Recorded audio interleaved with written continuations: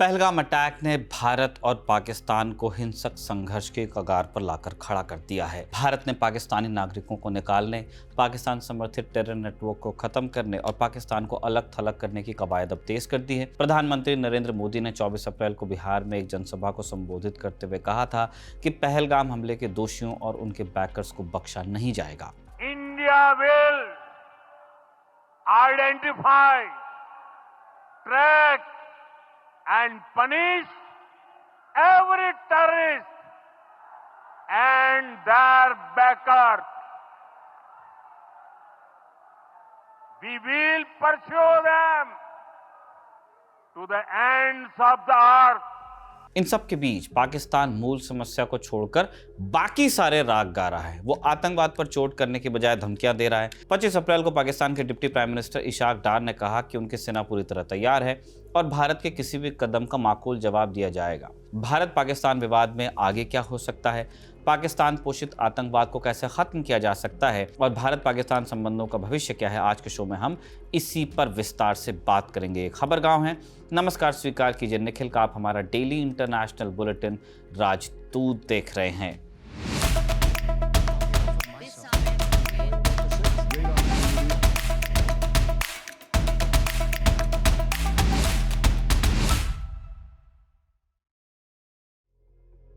पहलगाम आतंकी हमले के बाद भारत और पाकिस्तान के बीच तनाव लगातार बढ़ता जा रहा है। 22 अप्रैल 2025 को आतंकवादियों ने 25 टूरिस्ट्स और एक स्थानीय घोड़े वाले की हत्या कर दी और 17 लोगों को घायल किया था। इस हमले में 4 आतंकवादियों के शामिल होने की रिपोर्ट है, जिसमें से 2 पाकिस्तानी नागरिक जबकि 2 लोकल्स बताए जा रहे हैं। इन सब की तलाश चल रही है। जम्मू कश्मीर पुलिस ने 4 में से 3 का स्केच जारी किया है। उनकी जानकारी देने वालों के लिए 20-20 लाख का इनाम भी घोषित किया गया है। भारत सरकार ने भी पाकिस्तान के खिलाफ कुछ कदम उठाए, जैसे सिंधु जल संधि को स्थगित किया है, अटारी बॉर्डर को बंद करने का आदेश दिया है। हमने बीते रोज के राजदूत में आपको इन सारे कदमों के बारे में बताया था विस्तार से। अगर आप जानना चाहते हैं तो आपको लिंक डिस्क्रिप्शन में मिल जाएगा। भारत विदेशी राजनयिकों को भी ब्रीफ कर रहा है ताकि इंटरनेशनल कम्युनिटी में पाकिस्तान को घेरा जा सके। इसीलिए प्रधानमंत्री ने अंग्रेजी में अपनी बात बिहार में कही थी। इन सब के अलावा लाइन ऑफ कंट्रोल यानी LOC पर पाकिस्तान के उकसावे का जवाब भी दिया जा रहा है। आशंका है कि आने वाले दिनों में यह टकराव तेज हो सकता है। वैसे ये पहली बार नहीं था जब पाकिस्तान से आने वाले या पाकिस्तान समर्थित आतंकवादियों ने भारत में हमला किया हो। इसका एक लंबा इतिहास रहा है। इसमें सुरक्षा में चूक और इंटेलिजेंस फेलियर को नज़रअंदाज किया नहीं जा सकता है। इसकी जवाबदेही भी तय होनी चाहिए। सबसे कम बात इसी पे हो रही, अकाउंटेबिलिटी। आतंकवादी तो आए, पाकिस्तानियों पे भी आप तमाम इल्ज़ाम लगाइए और वो दोषी भी हैं, उनका रिकॉर्ड है। आसिम मुनीर की बात कीजिए, लेकिन इंडिया में किस किस ने अपना काम ठीक से नहीं किया, ये भी तो सवाल पूछा जाना चाहिए। ऐसे मामलों में पाकिस्तान के बेशर्म रवैये पर ध्यान देना ज़रूरी हो जाता है। उसके रिएक्शन का एक सेट पैटर्न है। जब भी इस तरह के आतंकवादी हमले होते हैं, पाकिस्तान पहले तो अपनी संलिप्तता से इनकार करता है, इस बार भी किया। आतंकवादियों को अपना नागरिक नहीं मानता और जब बहुत ज़्यादा इंटरनेशनल प्रेशर पड़ जाता है तो दिखावे के लिए 1-2 को जेल में मेहमान बनाकर बिठा लेता है। पाकिस्तान हमेशा आतंकी गुटों और उनके आकाओं को बचाने के लिए किसी भी हद तक जाने को तैयार रहता है। यही इस बार भी हुआ। पाकिस्तान के दोस्त चीन की भी बड़ी भूमिका रहती है। इंटरनेशनली डेजिग्नेटेड टेररिस्ट जो हैं उनको UN में वो डेजिग्नेट होने नहीं देता है, चाहे दुनिया मानती हो कि टेररिस्ट है, लेकिन पाकिस्तान नहीं मानेगा। और उसका जो संरक्षक है चीन, वो इसमें उसकी मदद करता है। जब भारत ने पाकिस्तान के खिलाफ कार्रवाई की तो पाकिस्तान ने 1972 के शिमला एग्रीमेंट को होल्ड पर रखने की धमकी दे दी। भारत के साथ हर तरह के व्यापार पर रोक लगा दी। भारतीय नागरिकों को पाकिस्तान छोड़ने को कहा और अपना एयर स्पेस भारतीय विमानों के लिए बंद कर दिया। ये बात समझ में आती है कि पाकिस्तान एक संप्रभु देश है और उसके पास रिटेलिएशन का अख्तियार है।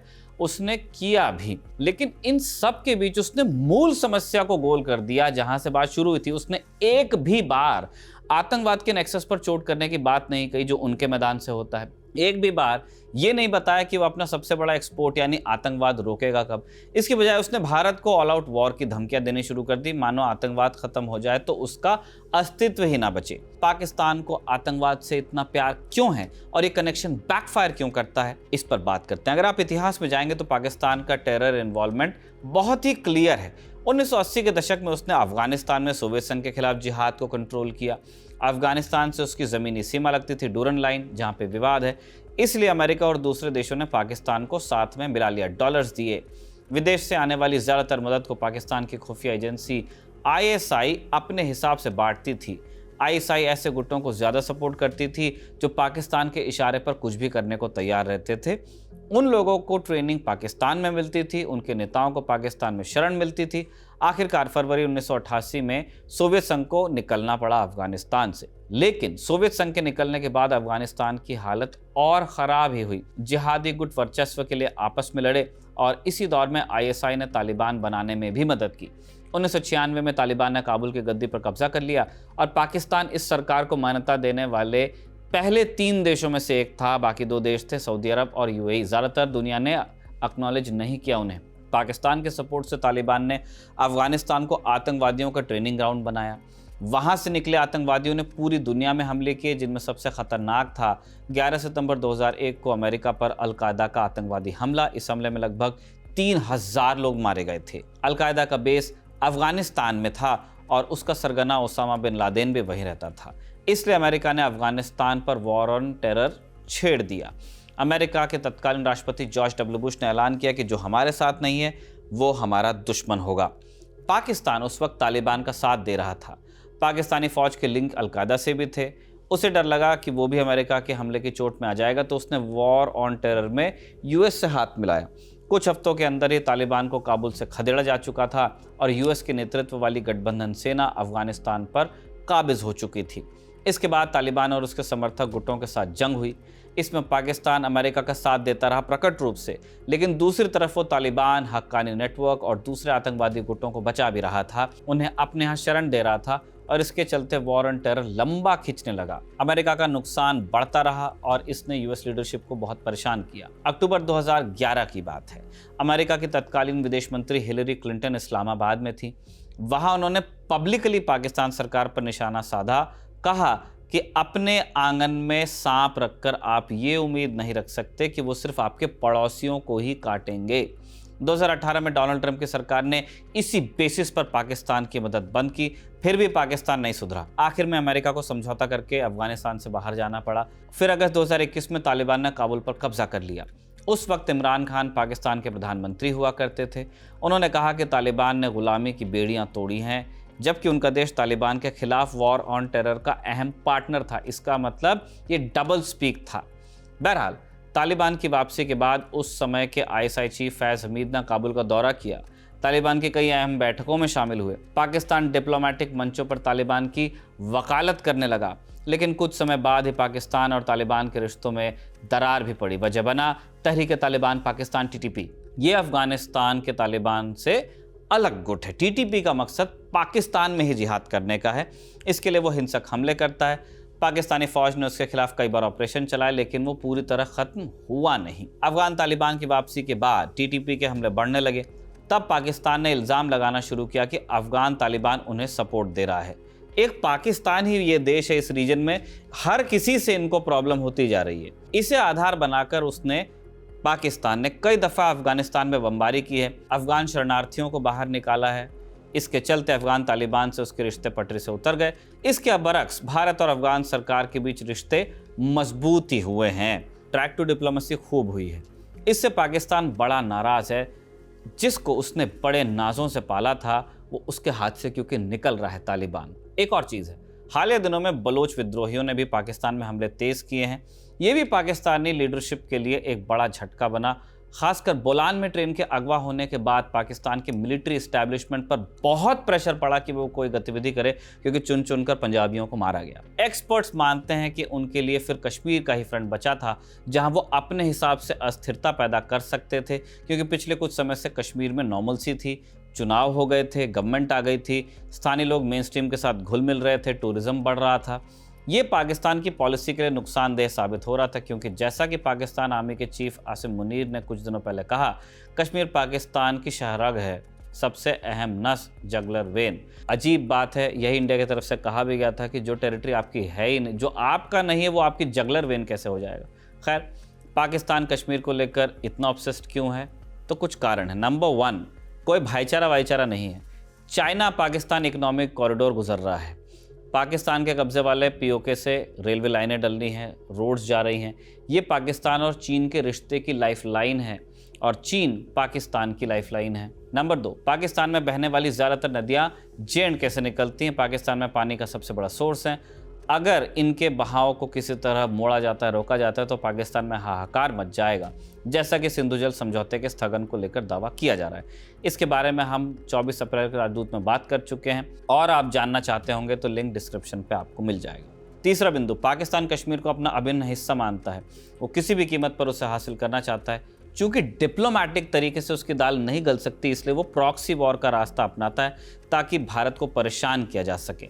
आतंकवादियों को भेजने से उसे फायदा रहता है कि वो आसानी से उनसे अपना दामन छुड़ा लेता है।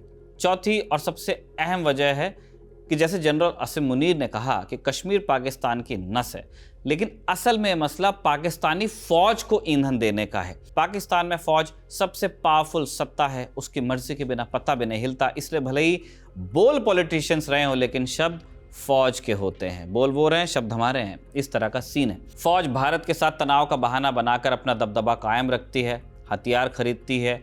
साइज जो है पाकिस्तान की फौज का डिस्प्रपोर्शनेट है उस देश के साइज के हिसाब से, लेकिन उसे मेंटेन करती है। डर दिखाती है कि अगर कमज़ोर हुए तो सामने वाला पूरे मुल्क पर कब्जा कर लेगा, इसलिए आप फौज का सपोर्ट करो। 78 बरसों से ये फॉर्मूला उनके लिए काम कर रहा है।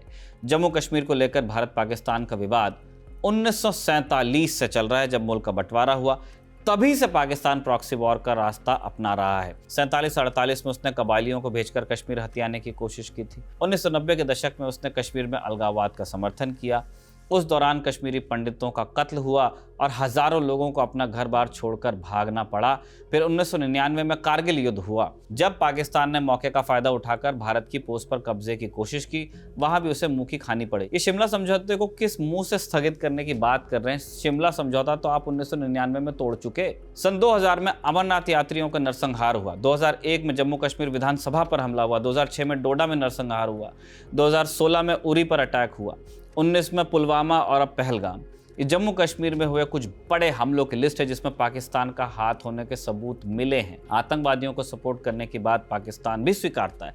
24 अप्रैल को पाकिस्तान के रक्षा मंत्री ख्वाजा अहमद आसिफ स्काई न्यूज़ को इंटरव्यू दे रहे थे। उनसे पूछा गया कि क्या आप मानते हैं कि पाकिस्तान लंबे समय से आतंकवादियों को बैक कर रहा है, उन्हें ट्रेनिंग दे रहा है, उनकी फंडिंग भी कर रहा है? इस पर आसिफ ने कहा कि हम ये गंदा काम, डर्टी वर्क अमेरिका और वेस्ट के लिए पिछले 3 दशक से कर रहे हैं। वो हमारी गलती थी और हमें इसका नुकसान भी उठाना पड़ा। कबूल तो कर लिया। आसिफ ने पहलगाम अटैक में संलिप्तता तो नहीं स्वीकारी, लेकिन उनका बयान इस बात की तस्दीक है कि पाकिस्तान की सरकार अपने फायदे के लिए आतंकवादियों का पालन पोषण लंबे समय से करती आई है। अब इस सवाल पर कुछ बात कर लें कि जो अभी विवाद चल रहा है, क्या वो जंग में भी बदल सकता है? इसकी संभावना कम लगती है, लेकिन इसे सिरे से नकारा भी नहीं जा सकता। कारगिल के बाद दोनों देशों के बीच कोई डायरेक्ट वॉर नहीं हुई, लेकिन कई बार ऐसी स्थिति बन गई थी। 2001 में पार्लियामेंट अटैक हुआ, उसके बाद 2008 में मुंबई में हमला हुआ, 16 में उरी और 2019 में पुलवामा की घटना के बाद बॉर्डर पर गतिविधि बढ़ गई, लेकिन हर बार हिंदुस्तान ने संयम बरता। 2016 और 2019 में भारत ने सर्जिकल स्ट्राइक्स के जरिए मैसेज जरूर दिया था, लेकिन पाकिस्तान पर ऑल आउट अटैक नहीं किया, बख्श दिया। जम्मू कश्मीर में आर्टिकल 370 को निष्प्रभावी किए जाने के बाद ये पहला बड़ा हमला है। इसलिए इस बार सरकार पर दबाव ज्यादा है, क्योंकि अब ज्यादा चीजें न्यू दिल्ली से कंट्रोल होती हैं। सरकार के पास अपोजिशन का सपोर्ट भी है। इस बार जानकार मानते हैं कि मौजूदा स्थिति में स्पेशल ऑपरेशन या लिमिटेड वॉर सबसे मुफीद विकल्प हो सकता है। यह भी किया जा सकता है कि ऑपरेशंस की तीव्रता बढ़ाई जाए ताकि मैसेज दूर तक पहुंचे और देर तक कायम रहे। किसी भी तरह के हमले की स्थिति में पाकिस्तान जवाब देने की कोशिश जरूर करेगा। चूंकि दोनों देशों के पास परमाणु बम हैं, इसलिए किसी भी तरह के मिस कैलकुलेशन की गुंजाइश नहीं है। यहाँ पर सतर्कता बेहद जरूरी कीवर्ड है। इसके अलावा पाकिस्तान को इंटरनेशनल कम्युनिटी में अलग थलग किया जा सकता है। भारत ने इसकी तैयारी ऑलरेडी शुरू कर दी है। इस मामले में और क्या क्या अपडेट्स हैं आपको बता देते हैं। 25 अप्रैल को ही पाकिस्तानी संसद के ऊपरी सदन सेनेट ने एक रेजोल्यूशन पास किया। इसमें उन्होंने आतंकवाद की निंदा की, साथ ही साथ ये भी कहा कि पहलगाम अटैक से पाकिस्तान को जोड़ देना गलत और बेबुनियाद है। पाकिस्तान ने एक बार फिर दोहराया कि वो भारत की किसी भी कार्रवाई का जवाब देने के लिए तैयार है। जब आपने हमला किया नहीं, जब आप कह रहे हैं कि हमारे लोग उसमें शामिल नहीं थे, तो किस चीज़ के लिए आप तैयार हैं? आपको डर किस बात का है? इंडियन एक्सप्रेस की रिपोर्ट के मुताबिक 24-25 अप्रैल की रात पहलगाम अटैक के 2 संदिग्धों का घर उड़ा दिया गया है। पुलिस ने इस मामले पर कोई बयान नहीं दिया है औपचारिक रूप से। 25 अप्रैल को गृह मंत्री अमित शाह ने राज्यों से कहा कि पाकिस्तानी नागरिकों को ट्रेस करें और उन्हें जल्द से जल्द अपने मुल्क वापस भेजें। भारत पाकिस्तान के बीच जो तनाव का दौर आया है उस पर हमारी नजर बनी हुई है। जो भी अपडेट्स होंगे आपको खबरगांव पर मिलते रहेंगे। एक बोनस खबर दे देते हैं जो रूस से है। 25 अप्रैल को रूस की राजधानी मॉस्को में एक कार बम धमाका हुआ। इसमें रूसी सेना के एक शीर्ष जनरल यारोस्लाव मोस्कालिक की मौत हो गई। इस हमले की जिम्मेदारी किसी ने ली नहीं है, लेकिन संदेह सभी को यूक्रेन पर है। वो पहले भी इस तरह के हमलों में शामिल रहा है। ये बम धमाका उस वक्त हुआ जब डोनाल्ड ट्रंप के विशेष दूत स्टीव विटकॉफ का विमान मॉस्को में लैंड हो रहा था। विटकॉफ इस साल चौथी बार पुतिन से मिल रहे हैं। अमेरिका का पीस प्लान लेके गए हैं, लेकिन यूक्रेन और यूरोप के देशों ने जो काउंटर प्लान दिया है वो बिल्कुल ही अलग है। इसलिए विटकॉफ पुतिन की मुलाकात में किसी बड़े ब्रेक थ्रू की उम्मीद अभी कम है। यूक्रेन पीस प्रोसेस के बारे में हम बात करते रहते हैं आपसे। एपिसोड्स के लिंक आपको डिस्क्रिप्शन में देंगे। इसी के साथ अभिषेक का लिखा और इरशाद का रिकॉर्ड किया राजदूत समाप्त होता है। शुक्रिया, शुभ रात्रि।